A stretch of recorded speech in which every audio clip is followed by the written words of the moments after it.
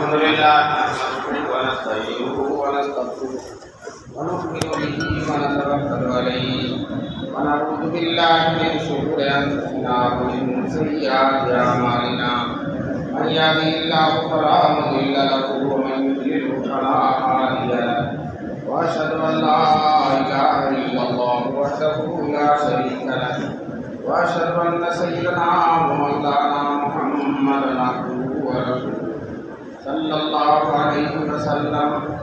اعوذ بالله من الشيطان الرجيم. بسم الله الرحمن الرحيم. وانك لعلى خلق عظيم. صدق الله العلي العظيم. وقال النبي صلى الله عليه وسلم انما انا رحمة مهداة او كما قال النبي صلى الله عليه وسلم. صدر امم سلطان مدینہ وہ جس کے کف پاک کا پسینہ بل کرے فردوس کے شبنم صلی اللہ علیہ وسلم.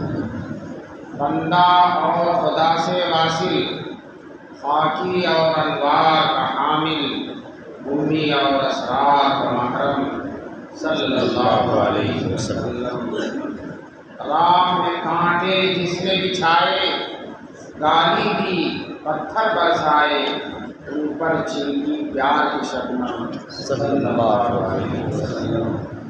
حضرت صدر جلسہ، معزز اور محترم علماء کرام، محترم بزرگوں اور دوستوں، دینی بھائیوں، نوجوانان ملت، یہ ہم سب کے لیے بڑی خوشی اور سعادت کی بات ہے کہ یہ عظیم الشان مجلس اللہ کے گھر میں اللہ کے سب سے بڑے محبوب صلی اللہ علیہ وسلم کے ذکر مبارک کے لیے منعقد ہوئی، اور حضور صلی اللہ علیہ وسلم کے دیوانے بڑے ذوق و شوق سے اس مجلس میں حاضر ہوئے ہیں. اللہ تبارک تعالیٰ اپنے محبوب صلی اللہ علیہ وسلم کی نسبت اور آپ کی محبت کی بنیاد پر اس حاضری کو قبول فرمائے، اور ہم سب کو اپنے رسول پاک صلی اللہ علیہ وسلم کی سچی اور پکی محبت نصیب فرمائے. نبی پاک صلی اللہ علیہ وسلم کی پوری زندگی 63 سال کی، اور خاص طور سے نبوت کی 23 سال کی زندگی، ایک ایک سیکنڈ، ایک ایک لمحہ، ایک ایک منٹ، آپ کی زندگی کی ایک ایک ادا ہم سب کے لیے نمونہ. اللہ تعالیٰ نے قرآن میں فرمایا لقد کان لکم فی رسول اللہ اسوۃ حسنہ. اے مسلمانوں، تمہارے لیے رسول پاک صلی اللہ علیہ وسلم کی زندگی میں بہترین نمونہ ہے. آپ کی باہری زندگی، آپ کے گھر کے اندر کی زندگی، آپ کی خلوت، آپ کی جلوت، آپ کی تنہائی، آپ کا مجمع، لوگوں کے ساتھ آپ کا ملنا، اپنے گھر والوں کے ساتھ آپ کا رہنا، ایک ایک چیز ہم سب کے لیے نمونہ ہے. اللہ تبارک تعالیٰ نے ہم اور آپ کسی کو نمونہ بناتے ہیں کہ فلاں ہمارا نمونہ ہے. اللہ تعالیٰ نے ساری کائنات کے لیے، قیامت تک آنے والے ہر انسان کے لیے رسول پاک صلی اللہ علیہ وسلم کی زندگی کو نمونہ بنایا. ویسی ہی زندگی ہوگی تو اللہ تبارک تعالیٰ کو پسند ہوگی اور اللہ کی مرضی حاصل ہوگی.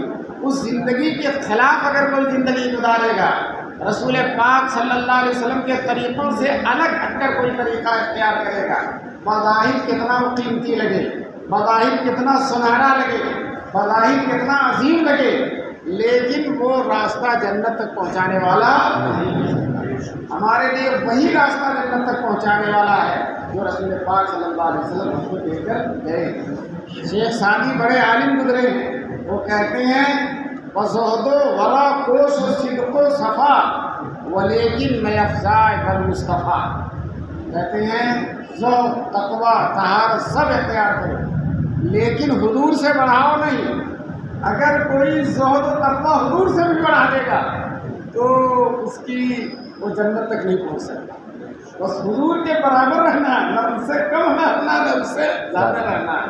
چنانچہ رسول پاک صلی اللہ علیہ وسلم کے حضور کی زندگی مبارک میں کچھ صحابہ نے جو آپ کے بارے میں معلوم کیا آپ کی نماز کے بارے میں اور آپ کی عبادت کے بارے میں، تو انہوں نے کہا حضور تو بخشے بخشائے ہیں، حضور تو اللہ کے پیارے ہیں، ہماری کیا اوقات ہے؟ ایک نے طے کیا کہ رات بھر نماز پڑھوں گا، رات بھر نماز پڑھوں گا۔ دوستو یاد رکھو، رسول پاک صلی اللہ علیہ وسلم، دیکھیے نماز کتنی قیمتی چیز ہے، لیکن رات بھر پڑھنا ہے حضور کے طریقے کے مطابق نہیں۔ یا ایھا المزمل قم اللیل الا قلیلا نصفہ او انقص منہ قلیلا او زد علیہ ورتل القرآن ترتیلا۔ اس میں اللہ تعالیٰ نے رسول پاک صلی اللہ علیہ وسلم سے کہا آدھی رات نماز پڑھیے، یا اس سے کم پڑھیے، یا اس سے تھوڑی زیادہ پڑھیے، اور پوری رات نماز پڑھنے سے منع کیا۔ پوری رات نماز، کوئی آدمی پوری رات نماز پڑھے گا، بتائیے کتنی بڑی عبادت ہے، لیکن وہ حضور کے طریقے سے ہٹ گئی، حضور کے طریقے سے ہٹ گئی۔ اسی طرح سے ان میں سے کسی نے طے کیا کہ میں شادی ہی نہیں کروں گا، میں رات دن عبادت کروں گا، شادی ہی نہیں کروں گا۔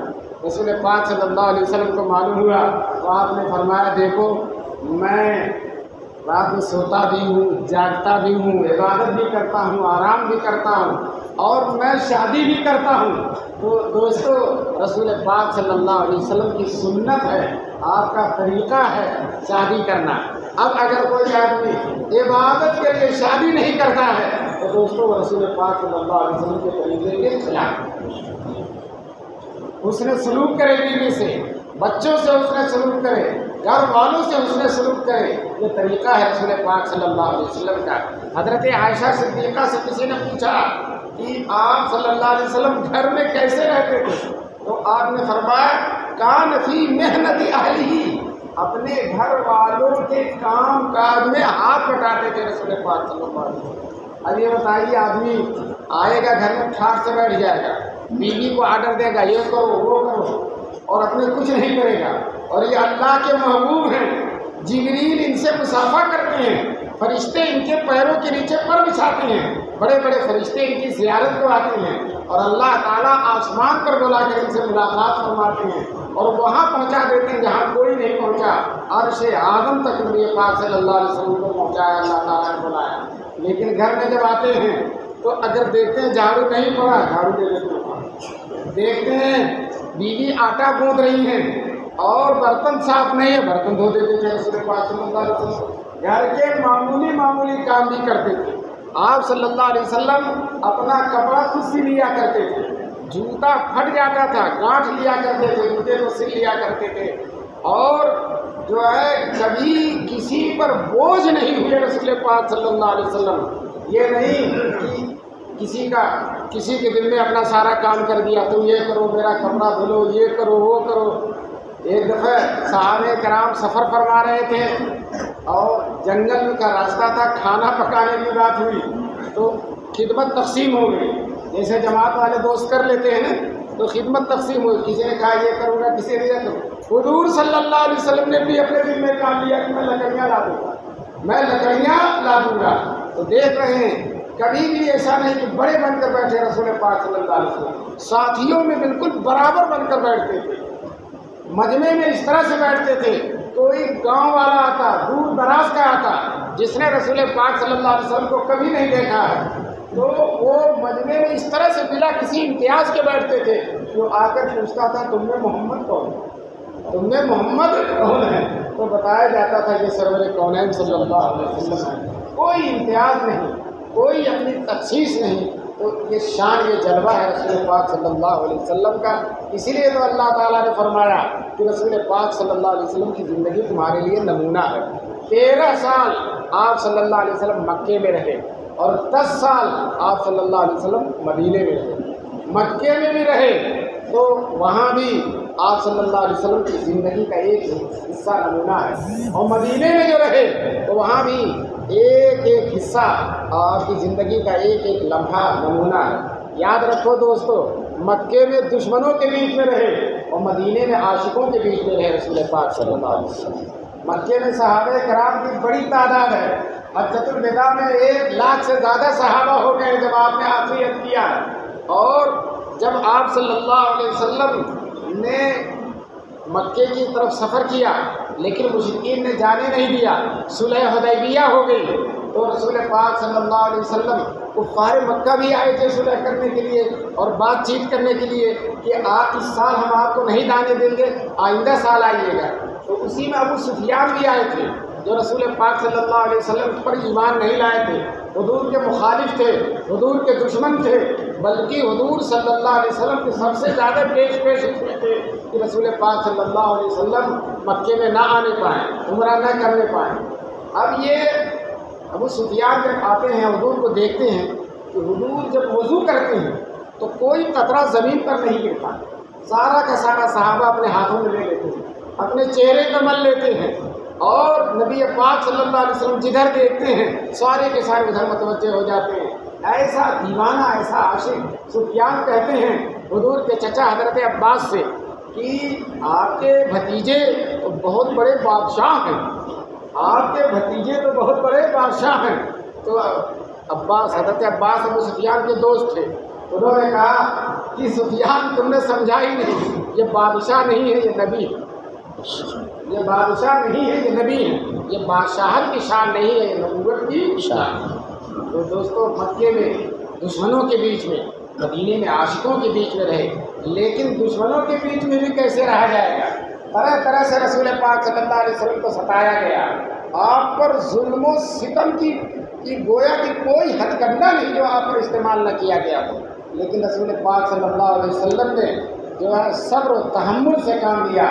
اللہ محبت کی مجبوریاں، زخم سہتے رہے، مسکراتے رہے رسول پاک صلی اللہ علیہ وسلم۔ لیکن جب مکے والوں کی ظلم و ستم کی حد ہو گئی تو آپ صلی اللہ علیہ وسلم اللہ کے حکم سے آپ نے مدینے کو ہجرت فرمایا، اور سارے صحابہ، بہت سے لوگ حضور سے پہلے چلے گئے تھے، لیکن حضور اپنے لیے اللہ کی اجازت کا انتظار کر رہے تھے۔ نبی اپنی جگہ سے کتنا بھی ظلم ہو جائے جا نہیں سکتا جب تک کہ اللہ تعالیٰ کی اجازت نہ ہو۔ تو حضور صلی اللہ علیہ وسلم انتظار میں تھے۔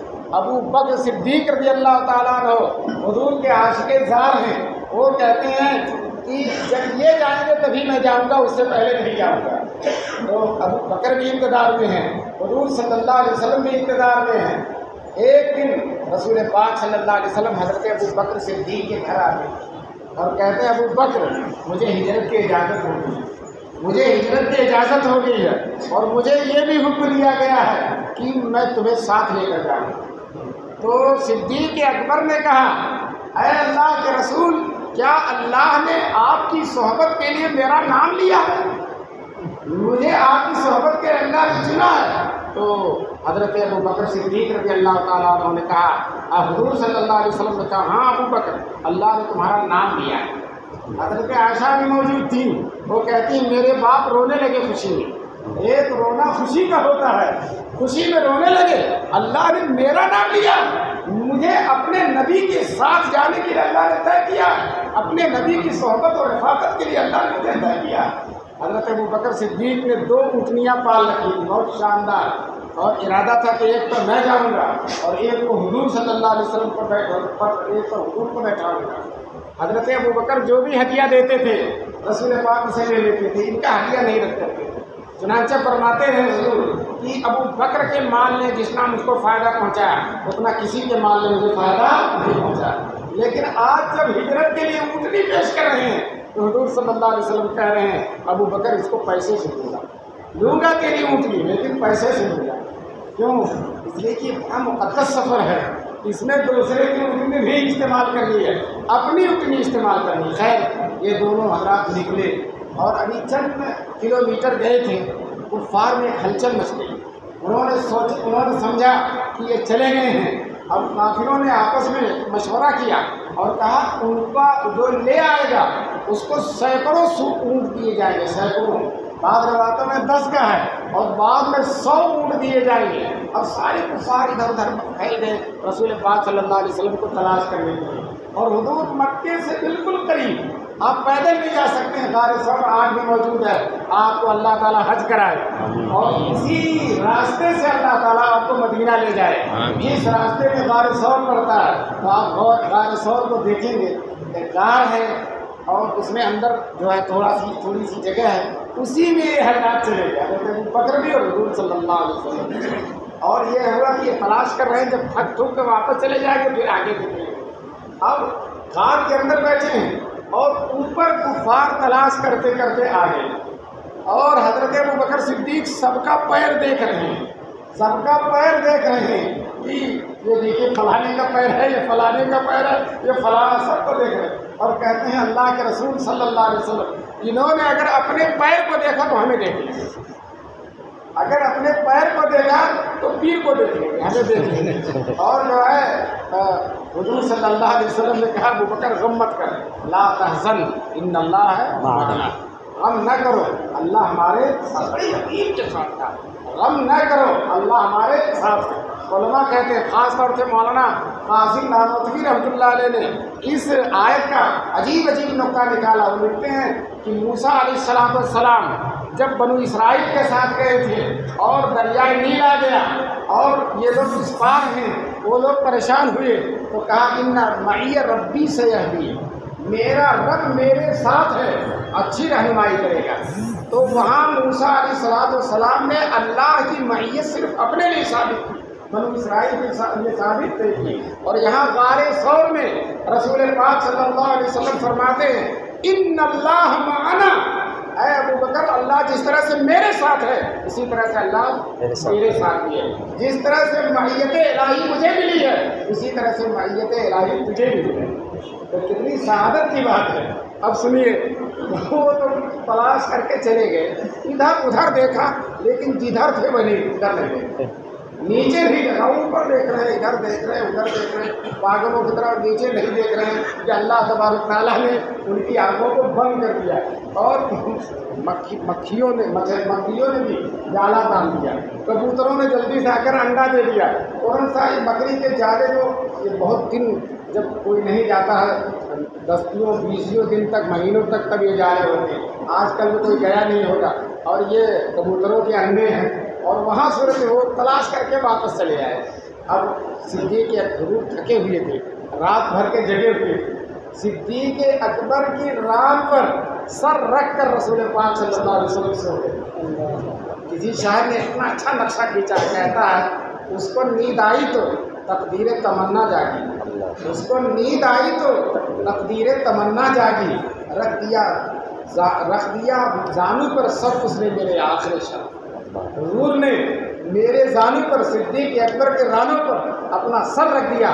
صدیق اکبر اپنی قسمت پر ناز کر رہے ہیں کہ اللہ کے محبوب میرے جسم پر، میرے سر پر اور میرے پیر پر اپنا سر رکھ کر سوئے ہوئے۔ اور وہاں بھی عجیب بات پیش آئی، غار میں کچھ سوراخ سے تھی، تو صدیق اکبر کو خطرہ یہ ہوا کہ اس میں سے کوئی جنگلی سانپ ہے کچھ نکل آئے اور حضور کو ڈس لے، اپنے جان کی فکر نہیں ہے، فکر رسول پاک صلی اللہ علیہ وسلم کی ہے۔ تو کپڑا جو تھا اسے پھاڑ کر سوراخ کو بند کر دیا، کوئی اور چیز نہیں، کپڑے سے بند کر دیا، ایک سوراخ رہ گیا اور کپڑا ختم ہو گیا۔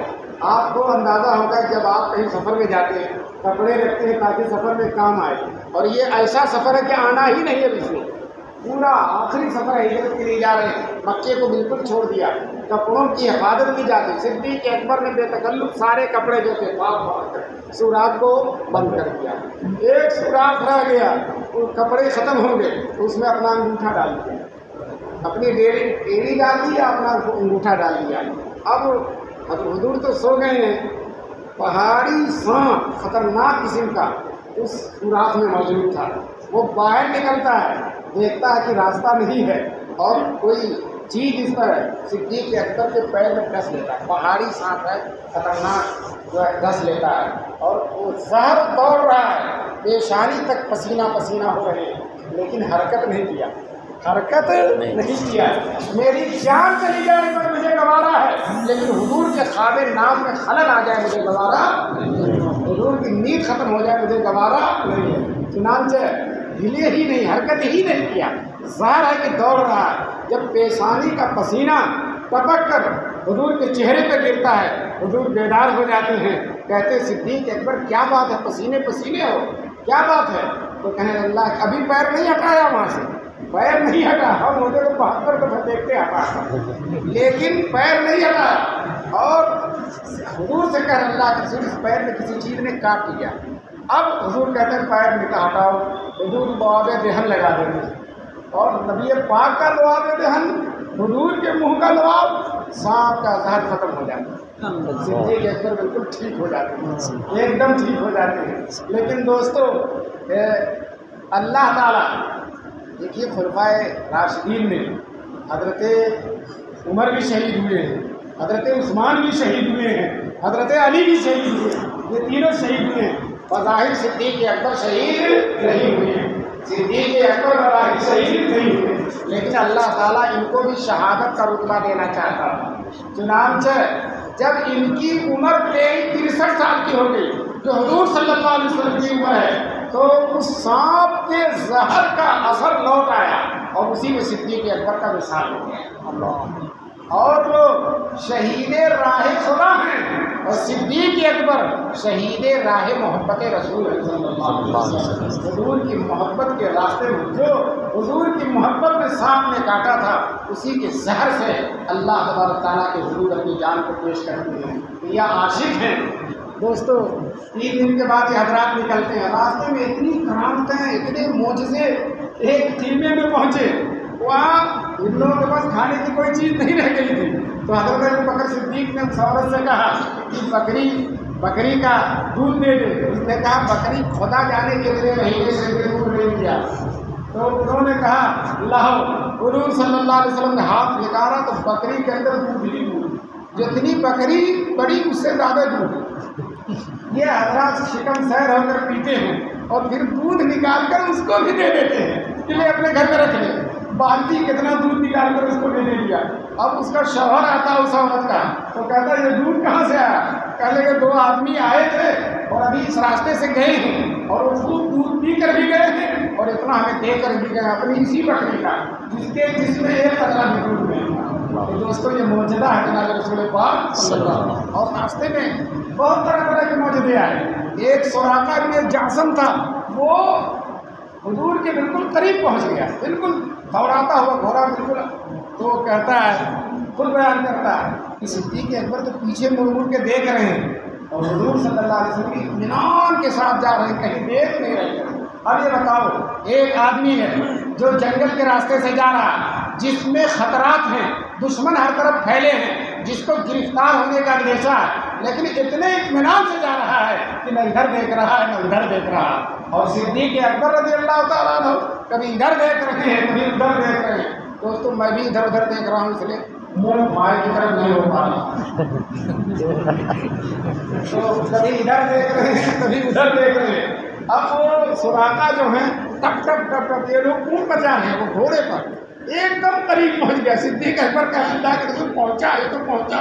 حضور کہتے ہیں کہ اطمینان سے حضور کی تلاوت کرتے ہوئے جا رہے ہیں، جب بالکل قریب پہنچا، سخت پتھر کی زمین تھی، اگر پھاوڑے اور کدال سے بلکہ مشین سے بھی کھودو تو زمین کھدے گی نہیں۔ اس میں اس کا گھوڑا گھٹنے تک پھنس گیا، سراقہ کا گھوڑا گھٹنے تک، اور بہت پھول اتری۔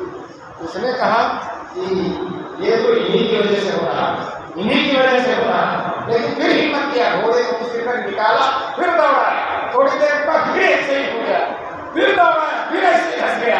اس نے کہا بھائیوں میں آپ لوگوں کو نہیں پکڑوں گا، آپ لوگوں کو پکڑوں گا نہیں، اور میں صرف یہ درخواست کرتا ہوں کہ مجھے یقین ہے کہ ایک دن آپ مکہ کے مالک بن جائیں گے اور آپ مکہ کو فتح کریں گے، تو مجھے کاغذ بھی کر دے دیجیے کہ مجھے آپ لوگ امن دے دیں گے۔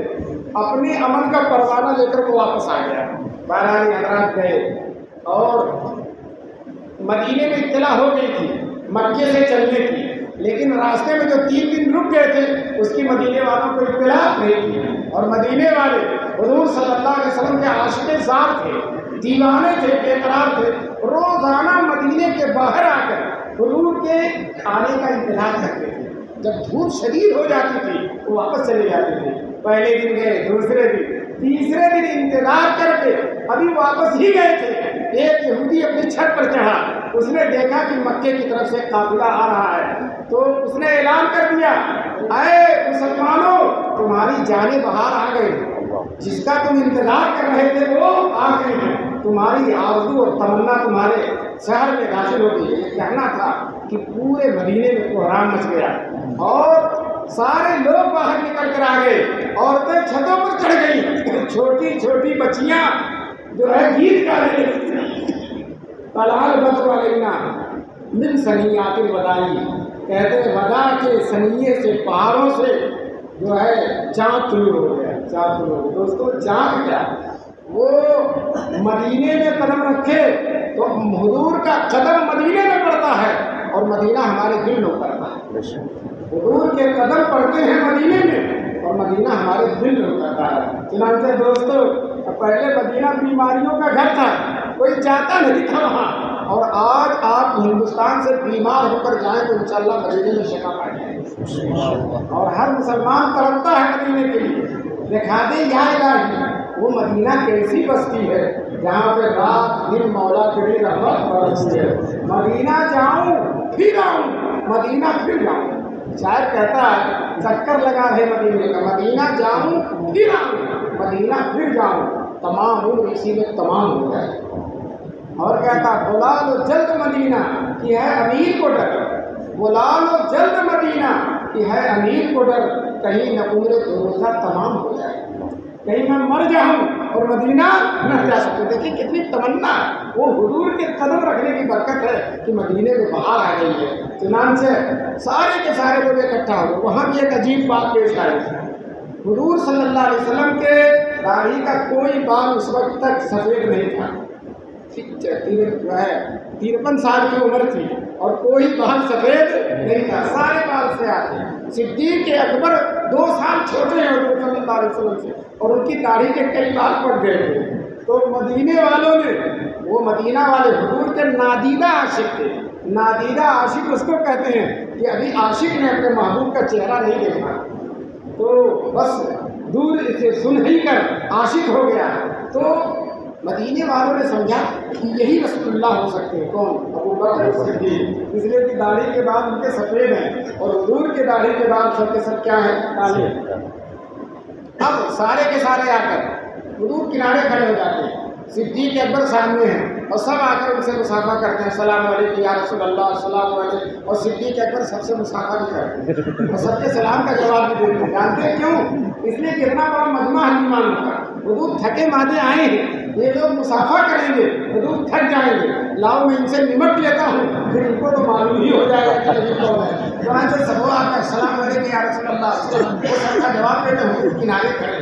थोड़ी देर के बाद हुजूर पर धूप आ जाती है तो सिद्दीक़ अकबर चादर तान के खड़े हो जाते हैं।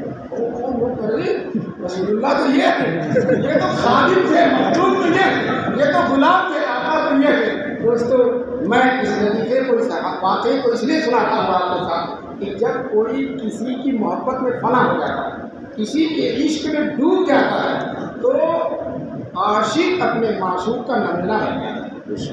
आशिक अपने माशूक का नमूना, सिद्दीक़ अकबर नमूना बन गए हैं रसूल पाक सल्लल्लाहु अलैहि वसल्लम का, और लोगों को इन पर, सिद्दीक़ अकबर पर रसूलुल्लाह सल्लल्लाहु अलैहि वसल्लम का धोखा हुआ है। दोस्तों खैर हज़रात मदीने जाते हैं और मदीने में बाहर आ जाती है। अब हर आदमी ये चाहता है कि हुजूर हमारे घर ठहरे, हमारे घर ठहरे। जब हुजूर की उम्मत इतनी मेहमान नवाज है तो हुजूर के शहर वाले, मदीने वाले कितने मेहमान नवाज होंगे। हर आदमी की ये तमन्ना है कि अल्लाह के रसूल मेरे घर ठहरे, मेरे घर ठहरे। लोगों ने अपने दिल हासिल कर दिए, लोगों ने अपने वजूद को हासिल कर दिया, आँखों को, पलकों को हासिल कर दिया कि हुजूर हमारे आँखों में अपने प्रेम को रख दें। दोस्तों मोहब्बत में एकदम बेखुद है, बेखुद हो गए हैं मोहब्बत के अंदर, और हर आदमी ये चाह रहा है कि हुजूर हमारे मेहमान बन जाए, हुजूर हमारे मेहमान बन जाए। अब हुजूर किसकी दिल शिकनी करें, किसकी न करें, किसके यहाँ रहे, किसके यहाँ न रहे। हुजूर ने ऐलान फरमा दिया कि मेरी ऊँटनी जिसके दरवाजे पर बैठ जाएगी मैं उसी का मेहमान रहूँगा। दोस्तों ऊँटनी बैठ गई हज़रत अबू अय्यूब अंसारी के दरवाजे पर। अल्लाह अकबर। कहते हैं निगाह यार जिसे आशनाए राज करे वो अपनी खूबियत किस्मत पर क्यों न नाश करे। हज़रत अबू अय्यूब अंसारी अपनी खुशकिस्मती पर मुसर्रत से झूम उठते हैं। उनके घर तो एक ऊपर वाला है, नीचे वाला। उन्होंने अल्लाह के रसूल से कहा हुजूर नीचे वाला पसंद करें या ऊपर वाला पसंद करें। हुजूर ने कहा नीचे ही वाला ठीक है।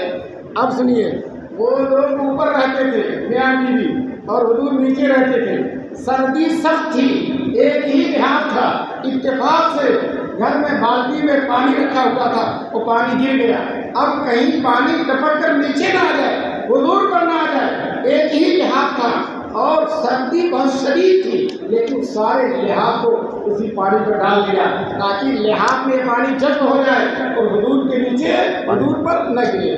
دوستو رات بھر وہ لوگ سردی میں اسی طرح سے رہے اور لحاظ کو پانی سے تر کر دیا تاکہ رسول پاک صلی اللہ علیہ وسلم کو تکلیف نہ ہو۔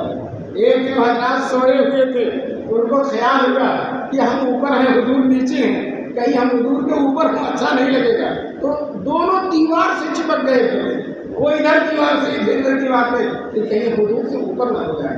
دوستو یہ میزبان ہے رسول پاک صلی اللہ علیہ وسلم کے، آج تک ان کو یہ رتبہ ملا ہے کہ میزبان رسول ہیں کون؟ حضرت ابو انصاری۔ جب ان کا نام آتا ہے تو ہمیں محبت ہوتی ہے، ہمیں عشق ہوتا ہے، یہ انہیں شرف حاصل ہوا ہے کہ رسول پاک صلی اللہ علیہ وسلم کے مہمان ہوئے۔ بہرحال حضور صلی اللہ علیہ وسلم مدینے میں قیام پذیر ہوتے ہیں۔ مسلمان جب کہیں بھی جاتا ہے سب سے پہلے اس کو مسجد کی فکر ہوتی ہے۔ کس کی فکر ہوتی ہے؟ مسجد کی۔ چنانچہ ہم دیکھیے کہیں رہے کسی بستی میں کوئی نئی آبادی جب ہوتی ہے، کالونی بنتی ہے، اس میں کس کی فکر ہوتی ہے؟ مسجد کی۔ رسول پاک صلی اللہ علیہ وسلم کو فکر ہوئی مسجد کی، چنانچہ مسجد قباء تو باہر کی بن گئی، رسول پاک صلی اللہ علیہ وسلم کو مدینے کے اندر مسجد بنانے کی فکر تھی۔ وہ کھلیان تھا تو یتیم بچوں کا، ان بچوں نے کہا اللہ کے رسول ہم دے رہے ہیں مسجد کے لیے۔ حضور صلی اللہ علیہ وسلم نے کہا نہیں، تمہارا پیسہ دے کر، آج کل تو لوگ سرکاری زمین پہ بنا لیتے ہیں، مسجد تو نہیں بناتے لیکن کچھ بنا لیتے ہیں، نہیں بنا، اور وہ بچے دے رہے ہیں لیکن حضور نہیں دے رہے ہیں، وہ پیسہ دے رہے ہیں۔ اب صدیق اکبر نے سارا پیسہ ادا کر دیا، صدیق اکبر نے سارا پیسہ مسجد کا زمین کا ادا کر دیا۔ دوستو آج کچھ لوگ صدیق اکبر کو گالی دیتے ہیں اور بہیا جا کر اسی مسجد میں نماز پڑھتے ہیں، اسی مسجد میں نماز پڑھتے ہیں۔ ہم انہیں رافضیوں سے کہیں گے تم مسجد نبوی میں نہ جایا کرو، اس لیے کہ تم صدیق اکبر کو گالی دیتے ہو، کافر کہتے ہو۔ اور دوستو یاد رکھو، پھر حضور صلی اللہ علیہ وسلم کو فکر ہوئی کہ اس مسجد کی توسیع ہونا چاہیے، مسجد بڑی ہونا چاہیے، تو اب توسیع میں جو کچھ خرچ ہوا وہ سیدنا عثمان غنی رضی اللہ تعالیٰ عنہ نے پیش کر دیا، حضرت عثمان غنی نے پیش کر دیا۔ تو پوری مسجد یا تو ابو بکر کی زمین پر ہے یا حضرت عثمان غنی کی زمین پر ہے۔ بہرحال مسجد بنی اور رسول پاک اور صحابہ کے اطمینان کے ساتھ نماز پڑھ رہے ہیں، لیکن یہ کفار مکہ جنہوں نے حضور کو وہاں سے جانے پر مجبور کیا تھا، جبکہ حضور کو مکے سے بہت زیادہ محبت ہے۔ دیکھیے کسی چیز سے، کسی شہر سے حضور کی اتنی محبت نہیں جتنی مکے سے محبت ہے۔ جب نکل رہے ہیں بار بار مڑ مڑ کے دیکھ رہے ہیں، بار بار مڑ مڑ کے دیکھ رہے ہیں رسول پاک، اور کہتے ہیں مکہ روئے زمین میں تم مجھ سے سب سے زیادہ محبوب ہے، اگر تیرے بندے مجھے، تیرے باشندے مجھے مجبور نہ کرتے تو مجھے چھوڑ کر نہ جاتے۔ چنانچہ بہرحال رسول پاک صلی اللہ علیہ وسلم گئے اور یہاں کے لوگ جو کفار مکہ ہیں انہیں اب بھی اطمینان نہیں ہے، ان کے غیظ و غضب کی آگ ابھی سلگ رہی ہے اور وہ کہتے ہیں ان کو مدینے میں بھی نہیں چھوڑیں گے۔ چنانچہ ابو جہل ایک بہت بڑا لشکر لے کر رسول پاک اور صحابہ کو ختم کرنے کے لیے، برباد کرنے کے لیے بہت بڑا لشکر لے کر پہنچتا ہے اور اس میں گانا گاتے ہوئے جاتا ہے کہ مدینے میں شراب پیئیں گے، مدینے میں جا کر مدینے کے لوگوں کو تحس نحس کریں گے اور اونٹ ذبح کریں گے اور وہاں شاندار دعوت کریں گے اور مسلمانوں کو ختم کر دیں گے۔ اس پلان سے گیا، اونٹ کیا ذبح ہوتا؟ خود ہی ذبح ہوتا، ارے اونٹ کیا ذبح ہوتا؟ خود ہی ذبح ہوتا۔ اور مسلمان 313 تھے۔ جب رسول پاک صلی اللہ علیہ وسلم کو معلوم ہوا 1000 کا لشکر لے کر وہ آ رہے ہیں تو حضور صلی اللہ علیہ وسلم 313 صحابہ کو لے کر بدر کے میدان میں آ گئے۔ دوستوں ہمارے رسول پاک صلی اللہ علیہ وسلم نے حملہ نہیں کیا، کفار نے حملہ کیا، ہمارے رسول پاک صلی اللہ علیہ وسلم نے ان کا کیا مقابلہ کیا۔ اب لا کر شام میں رات بھر حضور کے لیے جھوپڑی بنا لی، اس جھوپڑی میں رات بھر حضور دعا کرتے رہے اور کہتے ہیں اتنے انہماک کے ساتھ، اتنی بے خودی کی کیفیت میں دعا کر رہے ہیں، ہاتھ اٹھا رہے ہیں، تڑپ تڑپ کر دعا کر رہے ہیں۔ بارے الہ 313 جو خطرات لا کر رکھ دیے گئے ہیں آپ کے سامنے، آپ کے راستے میں، اگر یہ جماعت ختم ہو گئی تو تیری کوئی عبادت کرنے والا نہیں۔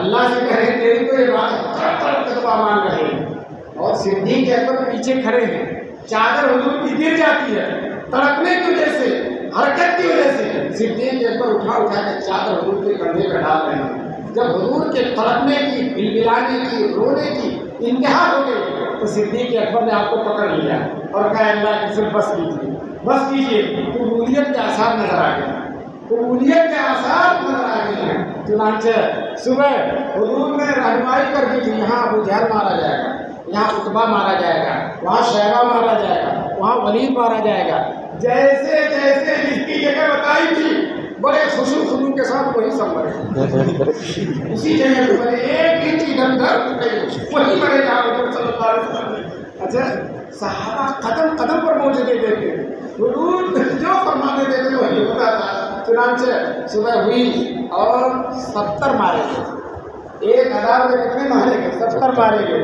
اور 70 پکڑے گئے، اور جتنے تھے وہ بھاگے، وہ جو بھاگے وہ سب سے زیادہ ذلیل ہوئے، جو پکڑے گئے اس میں جو پکڑے گئے لوگ ان میں حضور کے چچا بھی تھے، یہی چچا جن کا ابھی تذکرہ کیا یہ بھی تھے، اگر جو حضور کے سگے چچا ہیں لیکن حضور کے خلاف کرنے آئے یہ بھی پکڑے گئے۔ جب یہ پکڑے گئے تو سب سے رسول پاک صلی اللہ علیہ وسلم نے سب سے فدیہ لے کر انہیں چھوڑا۔ حضرت عمر کی تو رائے یہ تھی، حضرت عمر کی یہ رائے تھی کہ سب کو قتل کر دیا جائے، یہ چھوڑا نہ جائے، کفر کے ستون ہے جو پکڑے گئے ایک ایک کو قتل کر دیا جائے۔ ابو بکر کی رائے تھی ہمارے خاندان اور قبیلے کے لوگ ہیں، آج نہیں تو کل مسلمان ہو جائیں گے، اس لیے یہ چھوڑ دیا جائے۔ حضور صلی اللہ علیہ وسلم نے حضرت ابو بکر ہی کی رائے کو تسلیم کر کے فدیہ لے کر ان کو چھوڑ دیا۔ جب فدیہ لے کر چھوڑ دیا، قرآن کی آیت اتری ما کان لنبی ان یکون لہ اسرا حتی یسکن فی الارض، کسی نبی کے لیے درست نہیں ہے کہ قیدی جب پکڑے جائیں تو ان کا خون بہائے جگہ ان کو چھوڑ دیا جائے۔ تو قرآن نے تعین کر دیا کس کی؟ حضرت عمر کی۔ کہتے ہیں کہ حضرت عمر کہتے ہیں، حضور صلی اللہ علیہ وسلم کہتے ہیں اگر اللہ کا فضل و کرم نہ ہوتا، اللہ کا احسان نہ ہوتا تو ہم سب لوگ پکڑ لیے جاتے، اور اللہ تعالیٰ نے تعین کر دیا کس کی رائے۔ اسی میں حضور کے چچا عباس بھی تھے، حضور نے کہا اتنا پیسہ دیجیے چچا، تو چچا نے کہا یہ پیسہ بھی میرے پاس ہے۔ اب کافر تھے جتنا چاہتے ہیں، کافر تھے اتنا چاہے خرید کے ایک پیسہ میرے پاس نہیں ہے۔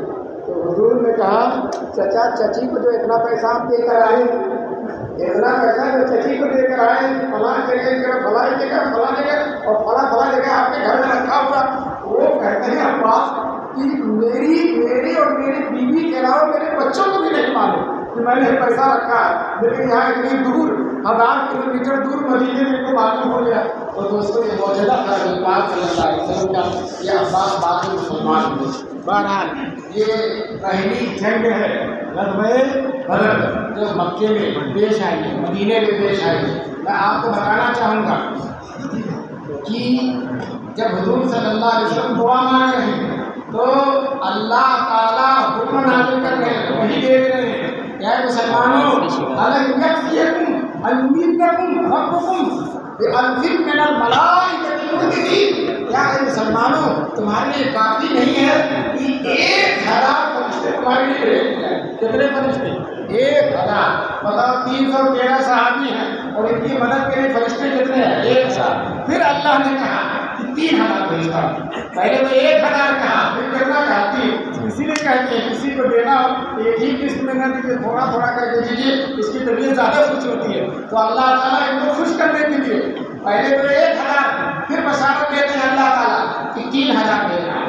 پھر اللہ تعالیٰ نے کہا 5000 فرشتے دینا۔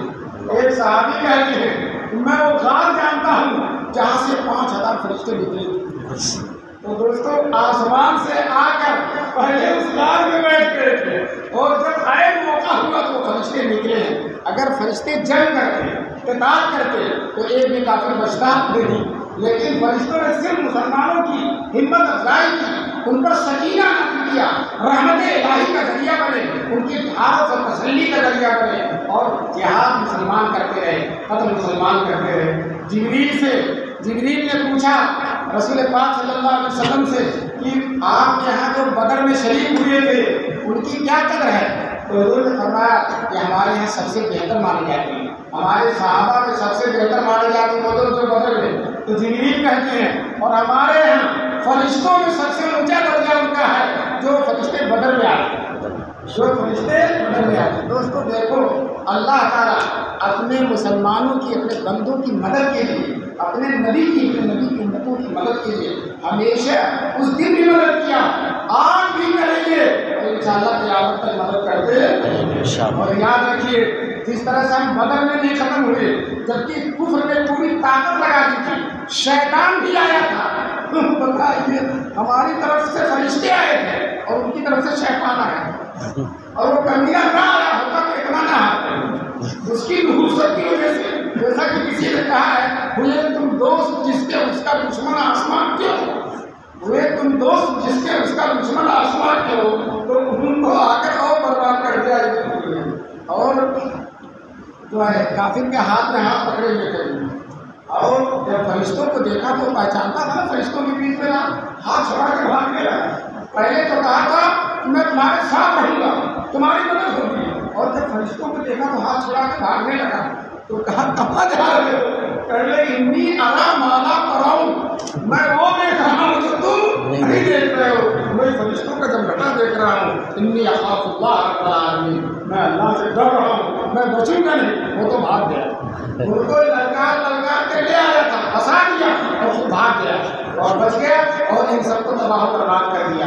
بہرحال یہ بدر میں اللہ تعالیٰ نے مسلمانوں کی مدد کی۔ میں یہ کہنا چاہتا ہوں، جب وہاں مسلمان نہیں ختم ہوئے تو انشاءاللہ قیامت تک مسلمان ختم ہونے والے نہیں۔ اور آپ کو میں بتا دوں، عرفات کے میدان میں جب حضور نے آخری حج کیا تھا، 1,24,000 دیوانے حضور کے ارد تھے، آپ صلی اللہ علیہ وسلم نے عرفات کے میدان میں دعا کی۔ دوستو عرفات میں تو ہماری اور آپ کی دعا قبول ہوگی، تو حضور کی تو نہیں قبول ہوگی۔ کیا دعا کی تھی؟ اے اللہ، قیامت تک کوئی بڑے سے بڑا ظالم، جابر، ستمگر میری امت کو ختم نہیں کر سکے۔ یہ دعا کی تھی، کہاں؟ عرفات کے میدان میں۔ سنو دوستو، اللہ نے بتا دیا تھا کہ میرے محبوب آپ کی دعا قبول ہے۔ جب حضور کی یہ دعا قبول ہے تو ہمیں کوئی فکر نہیں ہے، کوئی فکر نہیں ہے، کیا ڈر ہے، کیا غم ہے اگر سارا زمانہ ہو خالی، کیا ڈر ہے اگر سارا زمانہ ہو خالی، کافی ہے اگر ایک خدا میرے لیے، کافی ہے اگر ایک خدا میرے لیے۔ دوستو اللہ ہماری بات، چنانچہ جب حضور کی یہ دعا ہے اور دعا قبول ہے تو میں آپ سے کہتا ہوں، پورے یقین کے ساتھ کہتا ہوں کہ پوری دنیا میں بھی، اس ملک میں بھی کوئی رہے یا نہ رہے، ہم تو انشاءاللہ قیامت کریں گے، ہم تو انشاءاللہ قیامت تک رہیں گے، ہمارے ساتھ حضور کے مقبول دعائیں ہیں۔ ایک دعا اور مانگی تھی حضور نے، اے اللہ میری امت میں آپس میں اختلاف نہ ہو، یہ دعا قبول نہیں ہوئی، ورنہ دیوبندی، بریلی، شیعہ، سنی سب کا جھگڑا ہی چلا، لیکن یہ دعا قبول نہیں ہوئی، لیکن یہ دعا قبول ہو گئی ہے کہ حضور کی امت کو کوئی تباہ و برباد نہیں کرے گا۔ تو آپ کو انشاءاللہ قیامت تک رہنا۔ یاد رکھو، یہ مدرسے، یہ دارالعلوم دیوبند اور مسجد العلماء، تبلیغی جماعت اور دین کے سارے سلسلے انشاءاللہ قیامت تک اس ملک میں رہیں گے۔ اور جو ہمارے سلسلے میں جو ہے خراب جو ہے ارادے رکھتے ہیں، سازشیں کرتے ہیں، وہ اپنی خیر منائیں، وہ رہیں گے یا نہیں رہیں گے، ان کے بارے میں کوئی دعا ہوا نہیں ہے، اور ہمارے لیے تو ہمارے رسول پاک صلی اللہ علیہ وسلم کی کیا ہے یہ دعا۔ اور یاد رکھیے یہ ملک بھی جہاں یہاں موجود ہیں، الحمدللہ اس ملک کی جتنی خدمت ہم نے کی ہے کسی اور نے نہیں کی ہے۔ اگر مولانا قاسم نانوتوی نہ ہوتے، شیخ الہند کی ریشمی رومان کی تحقیق نہ ہوتی، مولانا حسین احمد کا عزم جوان ہوتا تو آج یہ ملک آزاد نہیں ہوتا۔ ان حضرات کے کارنامے انہی کی برکت ہے اور انہی کی جانفشانیوں کا نتیجہ ہے۔ بہرحال میں یہ کہہ رہا ہوں کہ ہمارے رسول پاک صلی اللہ علیہ وسلم نے ہم کو وطن سے محبت سکھائی ہے، ہم کو وطن سے محبت سکھائی ہے۔ بتائیے ہجرت کر کے مدینہ چلے گئے لیکن دل لگا ہوا کہاں کو؟ بولو مکے میں کہتے ہیں حب وطن، حب وطن، حدود یہ حدیث نہیں ہے لیکن یہ مقولہ ہے کہ کی وطن کی محبت ایمان میں داخل ہے. کس میں داخل ہے؟ ایمان میں داخل ہے. تو آپ کو تو ہم الحمدللہ اپنے وطن سے محبت ہے اور اسی محبت کے ساتھ ہم رہیں گے. اور انشاءاللہ یہ دینی مدرسے، یہ ادارے، یہ علماء، یہ حفاظ انشاءاللہ قیامت تک باقی. لاک ڈاؤن میں سب کچھ رک گیا، تجارت رک گئی، کمپنیاں رک گئی، سب رک گیا، لیکن حافظ ہونا نہیں رکا.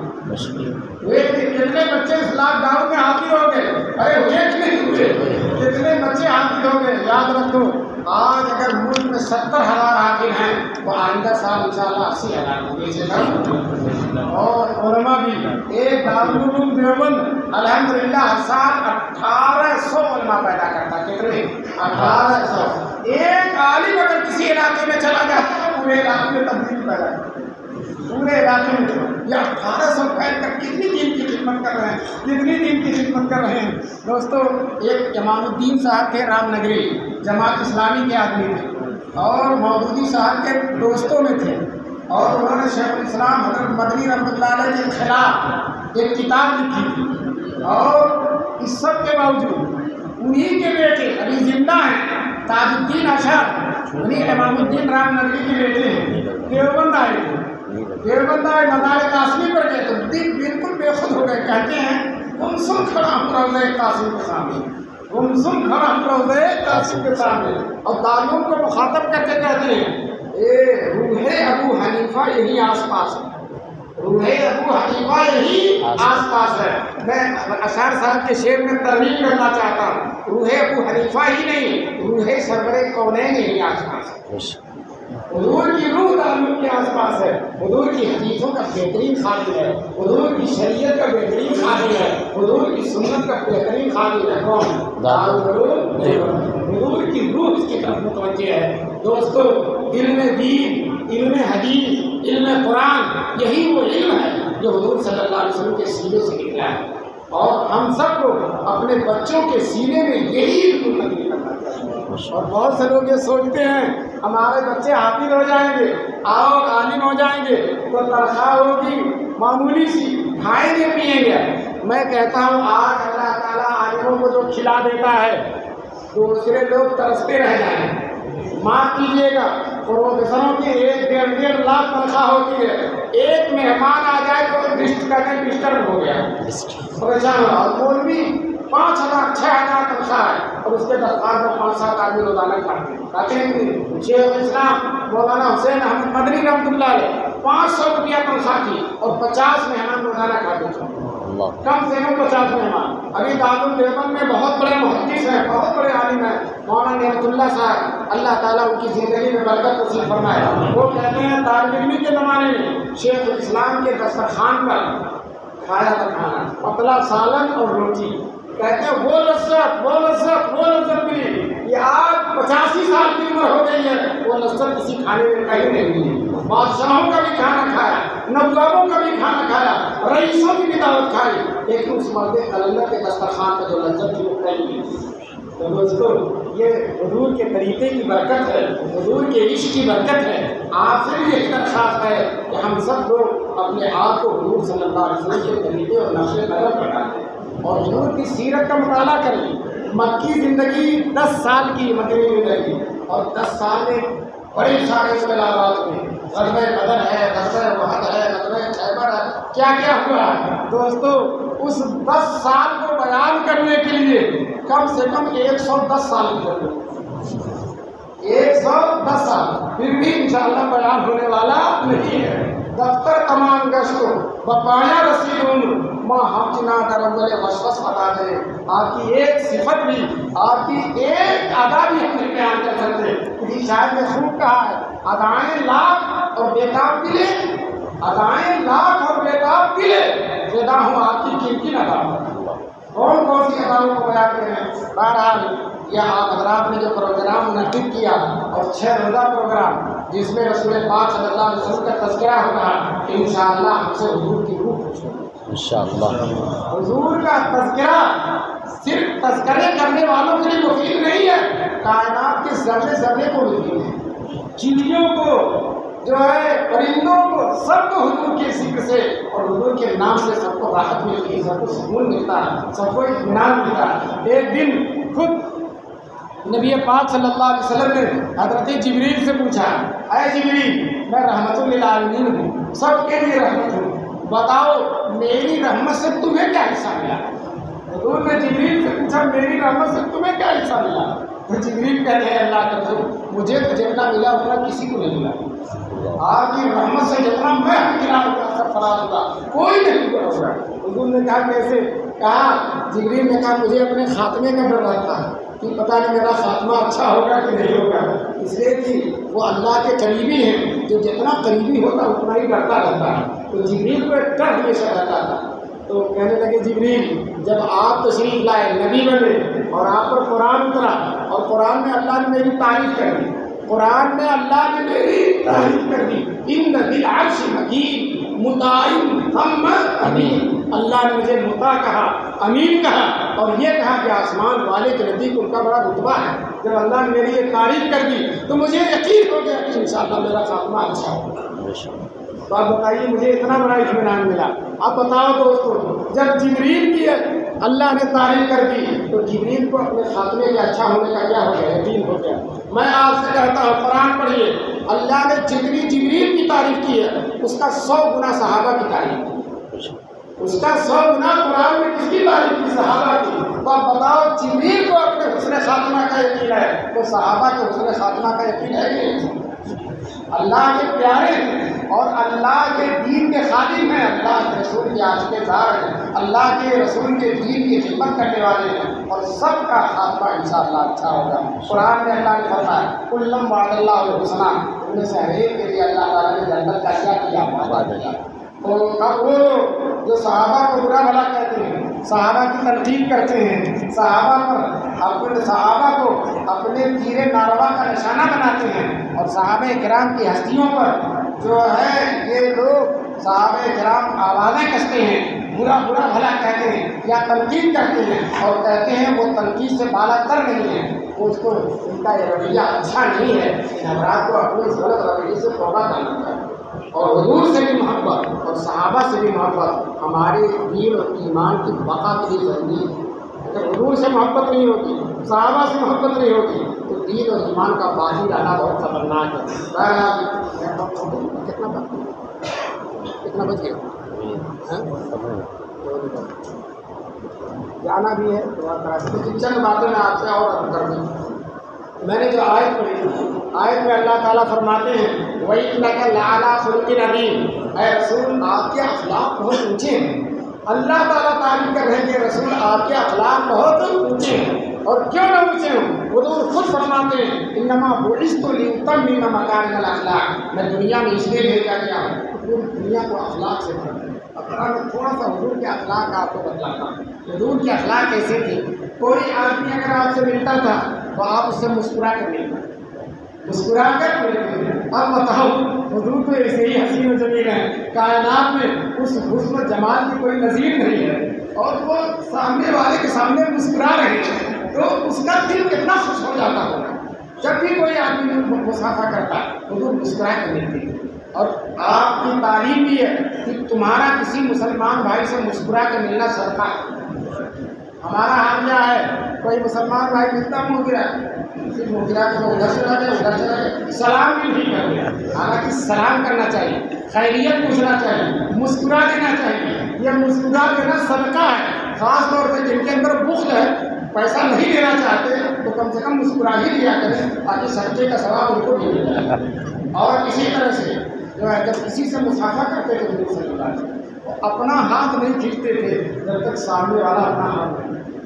آج ہمارا کیا حال ہے کہ اول تو اعلان ہو جاتا ہے حضرت کو بڑی جلدی ہے مسافہ نہیں کرنا، جیسا ابھی جائیں گے تو اعلان ہو جائے گا کہ مسافہ نہیں کرنا۔ اور اسی طرح سے اگر مسافہ نہیں کرتے ہیں تو تھوڑا سا تو اگر بہت بڑا بزرگ ہو گیا تو ہم نہیں سکتے نہ ہم سے ایسے مسافہ کرے گا۔ تو یہ بہت دونوں ہاتھ سے مسافہ کرتے ہیں۔ ہمارا گروہ ہے وہ اس نے اپنا مذہب بنا لیا ہے ایک ہاتھ سے مسافہ کرنا، جبکہ حضور کی عادت ہے معمول ہے کتنے سے بولو دو ہاتھ سے مسافہ کرنا۔ بخاری شریف میں ہے کہ حضور صلی اللہ علیہ وسلم نے مجھے تشہد سکھایا، ابن مسعود فرماتے ہیں وہ یتی بین یدیہ، اور اور میرا ہاتھ حضور کے دونوں ہاتھوں کے درمیان.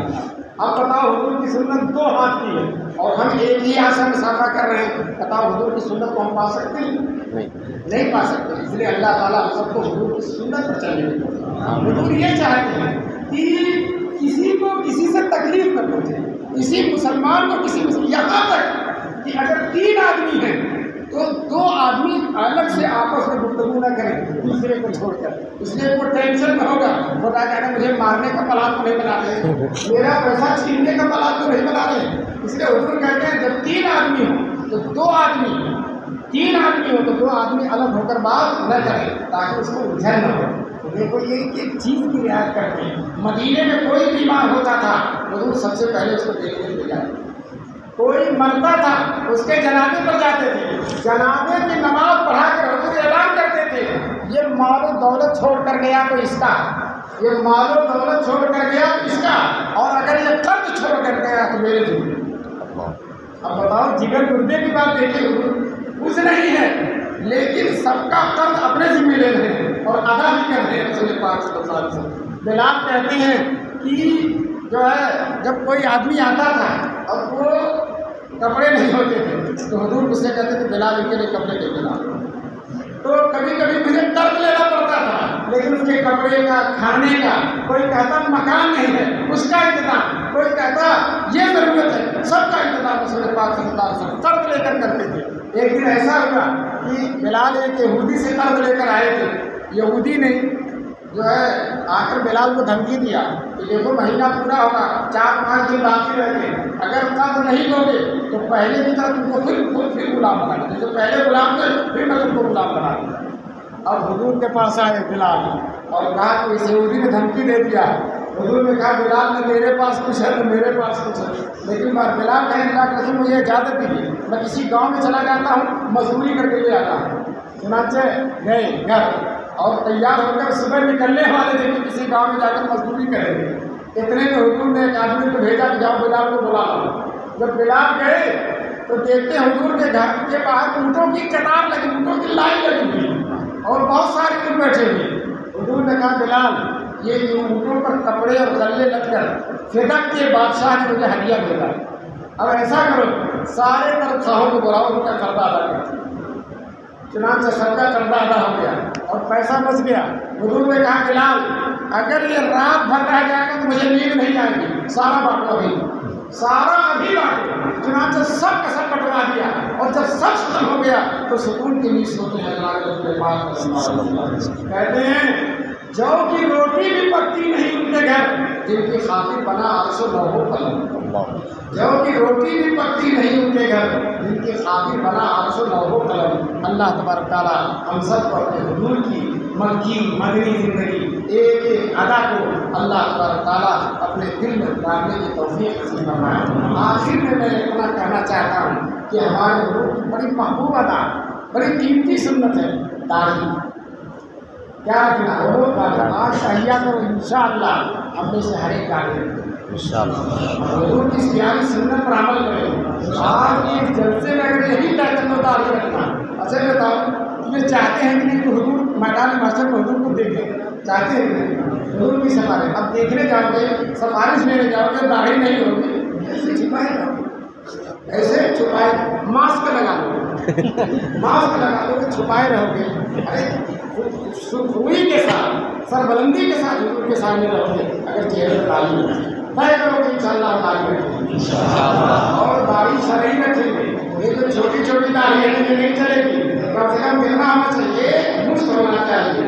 ایک مشت کے بعد آپ کاٹ سکتے ہیں لیکن ادھر سے کاٹ سکتے ہیں, ادھر سے کاٹ سکتے ہیں, ادھر سے.